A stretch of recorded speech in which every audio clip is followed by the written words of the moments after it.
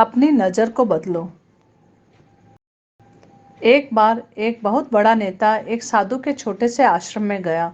वह साधु के बारे में बहुत सुना था, तो उसके मन में आया कि मैं एक बार जा करके देखता हूँ कि लोग उसकी इतनी तारीफ क्यों करते हैं। जब वह उस आश्रम में गया तो वहाँ पर एक छोटा सा कमरा था, जहाँ पर एक कालीन बिछा हुआ था। वहाँ पर कुछ लोग नीचे बैठे हुए थे और साधु जी सामने बैठे हुए थे। कुछ सवाल जवाब चल रहा था। वह नेता उस आश्रम में आया और उस नेता के साथ में 4 बॉडीगार्ड भी थे। और उसकी यह आदत थी कि जहाँ पर भी वह जाता था लोग अपनी जगह से खड़े हो जाते थे और उसकी तरफ देखते थे, हाथ जोड़ते थे और सर झुकाते थे। लेकिन यहाँ पर ऐसा कुछ भी नहीं हुआ। साधु व्यस्त होने के कारण उसकी तरफ देखा तक नहीं। तभी नेता को लगा कि यह मेरी बेइज्जती है और वह इस बात से गुस्सा हो गया। नेता ने थोड़े गुस्से से साधु की बात को बीच में काटते हुए कहा कि मैं आपसे कुछ कहना चाहता हूँ। साधु जी ने उसकी तरफ देखा और बोला, आप थोड़ी देर रुकिए, पहले मैं इसके सवाल का जवाब दे दूँ, उसके बाद मैं आपसे बात करता हूँ। तब तक आप अगर चाहे तो आप बैठ सकते हैं। बस साधु का इतना कहने की देर थी कि नेता का चेहरा गुस्से से लाल हो गया और फिर उसने अपना सारा गुस्सा उस साधु पर निकाल दिया। अभी तक वह नेता बहुत तमीज से आप कह करके बात कर रहा था, लेकिन अब वह तू तड़ाक पर उतर आया। नेता ने उस साधु को कहा, तुझे पता भी है मैं कौन हूँ और तू किससे बात कर रहा है? साधु ने उसकी तरफ देखा और कहा, मुझे इससे कोई फर्क नहीं पड़ता कि आप कौन हैं, लेकिन आप जो कोई भी हैं, अगर आप चाहते हैं कि मैं आपके सवाल का जवाब दूं या आपसे बात करूं, तो आपको कुछ देर रुकना होगा। और साधु की यह कहते ही नेता गुस्से से पागल हो गया और वही सबके सामने चीखने चिल्लाने लगा, अब मैं तुझे तेरी असली औकात दिखाऊंगा। तूने मुझसे पंगा ले करके ठीक नहीं किया। तुझे पता भी है मैं तेरे बारे में क्या सोचता हूँ?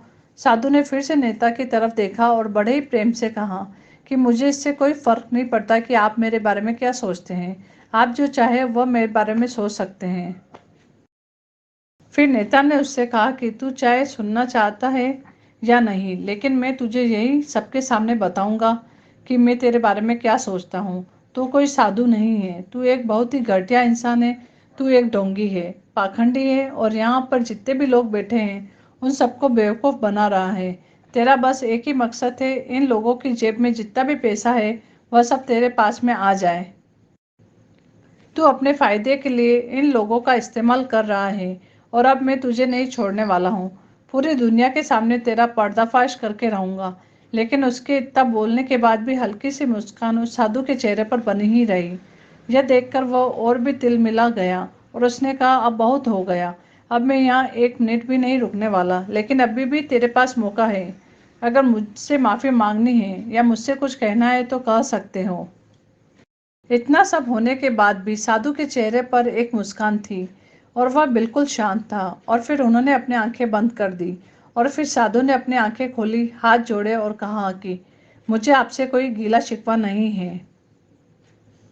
आपके लिए मेरे मन में कोई भी गलत ख्याल नहीं है। जो भी मेरे बारे में आपने कहा वह आपकी अपनी सोच थी। तो मुझे आप में कोई भी बुराई नज़र नहीं आती है। मुझे आप बहुत ही भले इंसान लग रहे हैं। और साधु के इतना कहते ही नेताजी का दिमाग 7वें आसमान पर पहुंच गया। उसके चेहरे पर एक अजीब सी खुशी थी, क्योंकि उस साधु ने वही कहा जो बाकी सब लोग उस नेता को कहते हैं। और वह खुशी खुशी उस आश्रम से अपने घर की तरफ चला गया और जा करके अपने पिताजी के साथ में बैठ गया। उसके पिताजी ध्यान में थे। उन्होंने पूरी जिंदगी सिर्फ लोगों की सेवा करी और बदले में कुछ भी उम्मीद नहीं किया। तो थोड़ी देर बाद जब उन्होंने अपनी आंखें खोली और देखा अपने बेटे को अपने साथ बैठे हुए, तो उनके बेटे के चेहरे पर आज एक अजीब सी खुशी थी जो आज से पहले उन्होंने कभी नहीं देखी थी। फिर उसने एक एक करके सब कुछ बताया कि आज क्या हुआ, किस तरह से वह आश्रम गया और वहाँ पर क्या हुआ, उसने क्या कहा और साधु जी ने क्या कहा। जब उसके पिताजी ने पूरी बात सुनी तो थोड़ा सा मुस्कुराए और अपने बेटे को देख करके बोले कि उन्होंने तुम्हारी तारीफ नहीं करी, क्योंकि उन्होंने वह नहीं कहा कि जो तुम हो, उन्होंने वह कहा कि जो वह खुद है। और तुमने जो भी कुछ उनको कहा वो नहीं कहा कि जो वो हैं, बल्कि तुमने वह कहा जो तुम खुद हो। यही बात वेदों में भी कही गई है, यथा दृष्टि तथा सृष्टि। यहाँ दुनिया तुम्हें वैसी नहीं दिखती जैसी यह दुनिया है।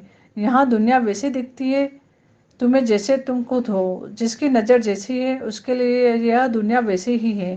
तो अगर तुम अपनी दुनिया को बदलना चाहते हो तो उसका सिर्फ एक तरीका है, अपनी नज़र को बदलो। बीच की गायब हो गई लाइन।